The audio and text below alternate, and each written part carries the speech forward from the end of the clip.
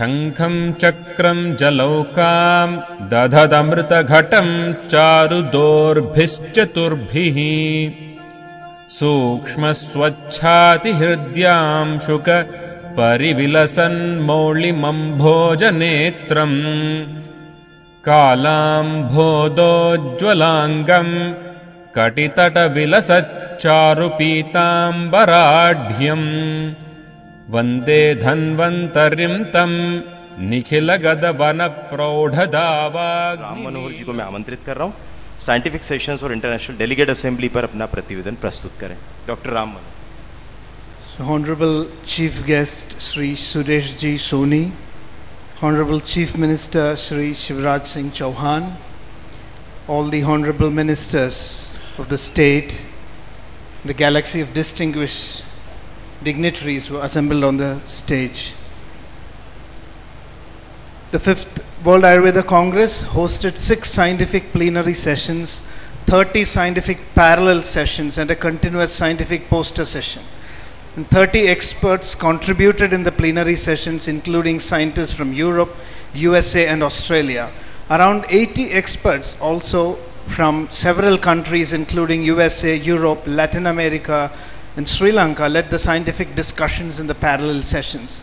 150 oral presentations by young research scholars from Ayurveda was the highlight of the parallel scientific sessions. More than 250 posters were displayed during the Congress, which was also rigorously evaluated to identify 5 best posters. For the first time, a blinded peer review process was implemented through an online abstract submission module to select the best abstracts for presentation during the Congress.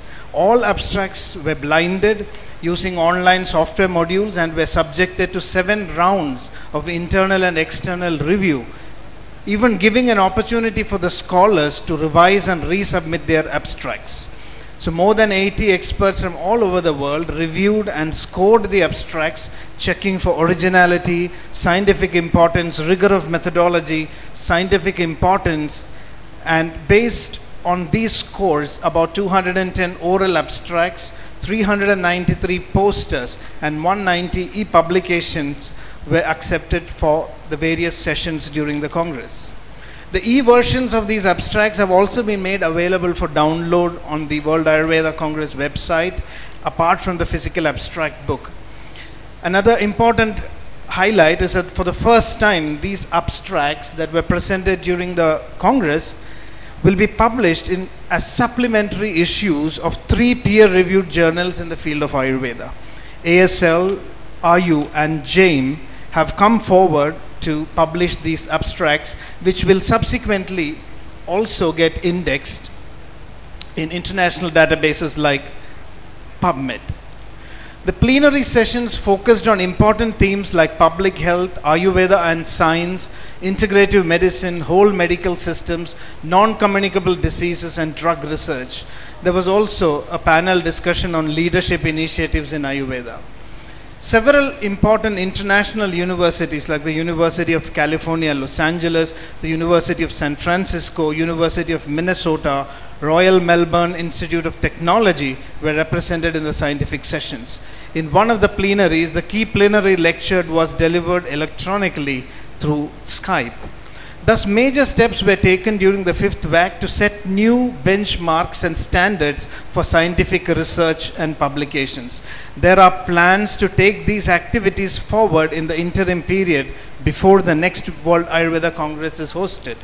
There will be at least 1 national and 1 international conference with the participation of the World Ayurveda Foundation, along with series of workshops to consolidate and build upon the rigorous process of doing and communicating good science that was initiated during the 5th World Ayurveda Congress. So this is a brief report of all the scientific sessions that were hosted during the 5th WAC. I'd now like to give a brief report of the first ISTM, the International Students and Teachers Meet, which was hosted on the 7th December with the participation of more than 100 delegates from several countries all around the world. The goal of ISTM was to foster a healthy relationship between schools of Ayurveda around the globe and experts of Ayurveda in India. The goal was to facilitate the process through which expectations of global students of Ayurveda and the capabilities of Indian teachers can meet in an effective manner. In the first session of ISTM, representatives of major international schools of Ayurveda in Europe, USA, and Latin America made presentations of their experiences, expectations, and difficulties. This included deliberations on teaching standards, teaching methods, the role of teachers from India, and critical issues regarding the use of Sanskrit in communication, clinical exposure, and the contents of the syllabus were taken up for discussion. Following this, a panel discussion was conducted and 10 experts from Europe, USA, South Africa, and Latin America participated in the deliberations. During the panel discussion, there was a focused debate on the role of Indian Ayurvedic doctors in teaching Ayurveda abroad and their legal limitations in Western countries. The need for good teachers from India, rooted in authentic traditions of Ayurveda, to facilitate the global localization of Ayurveda was emphasized. The first edition of ISTM was a resounding success, and the panel discussion created such a momentum that a web platform had to be created instantly at the end of the panel to accommodate the questions, views, and suggestions that could not be accommodated during the course of the discussions. The International Delegates Assembly was conducted in 2 afternoon sessions on the 7th and 8th of December. The IDA facilitated intense discussions on education, research, practice, and products, as well as regulatory hurdles. All the sessions were interactive and attempted to identify points for future action. The highlights of the deliberation on education: formation of International Working Forum, web resource to generate database of best schools in India and abroad, training program for Indian teachers for global dissemination of Ayurveda. Research focused on important points like setting up research database and studies on published literature, international collaborations for developing appropriate research methodologies for Ayurveda, exchange programs for researchers in India and abroad. The highlight of the IDA was the interaction of the international delegates with the Honorable Secretary of the Department of Ayush, Government of India, Sri Anil Kumar.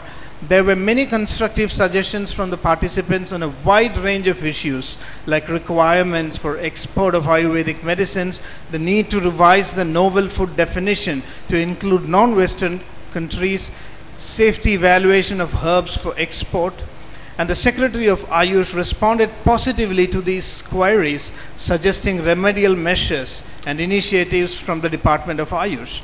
There was also elaborate discussion on practitioners' perspective in countries outside India, highlighting the difficulties and variations in capabilities and practice.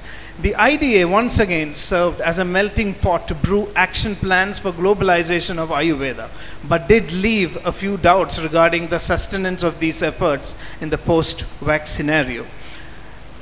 All the scientific sessions, the ISTM and the IDA gives hope for so many positive outcomes, in spite of the fact that there were some shortcomings and limitations. I'd like to conclude with a quote by Kalidasa. He said that just like the blemish of the moon gets submerged in the radiance of its light, I think the positives that came out of this deliberations definitely eclipse the limitations that were also inevitably part of the whole process.